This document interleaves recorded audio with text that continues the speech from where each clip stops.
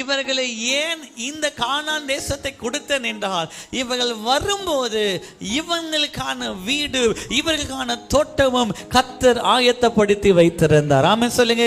அப்போ இந்த எகிப்தில் இருந்து இவர்கள் ஒன்றுமில்லாமல் புறப்பட்டார்கள், அடிமைத்தனத்திலிருந்து புறப்பட்டார்கள். ஆனால் எந்த கானான் தேசத்துக்கு வந்தார்களோ அங்க ஏற்கனவே இவர்கள் கட்டாத வீடு, நட்டாத திராட்சை தோட்டங்களும் கர்த்தர் இவர்களுக்கு என்று ஆயத்த பண்ணி வைத்திருந்தார். இவர்கள் வனாந்திரத்தில் இவர்கள் புசிக்க கர்த்தர் ஒரு குறைவில்லாமல் நடத்தினார். அதே போல கானான் தேசத்தில் வந்து நான் எப்படி வீடை கட்டுவேன், நான் எப்படி இந்த இடத்துல நான் புசிப்பேன், இவங்களுக்கு கவலையே இல்லை.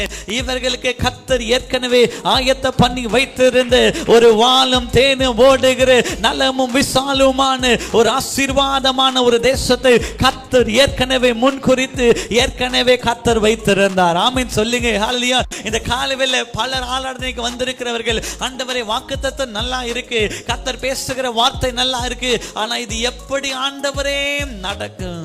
கர்த்தர் சொல்லுகிறார், நீ வருவதற்கு முன்பதாக உனக்காக ஏற்கனவே எமோரியரும் ஏத்தியரும் இங்கு இருக்கிற கானானியரும் நீ சுகந்தரிக்க வேண்டிய ஆசீர்வாதத்தை ஏற்கனவே அவர்கள் உனக்காக ஆயத்தம் பண்ணி வைத்திருக்கிறார்கள். நீ வருகிற தேசத்தில் கர்த்தர் உன்னை செழிப்பாய் நடத்துவார். ஆமென் சொல்லுங்க.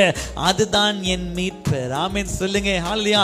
இவர்கள் வந்த இடத்துல இவர்கள் வீடு கட்டவும் இல்லை, இவர்கள் அந்த தேசத்தை ஒன்று செய்யல, வந்து கர்த்தர் இவர்களை கொடியேற்றினார். ஆமென் சொல்லுங்க. அதுதான் ஒரு மீட்பர்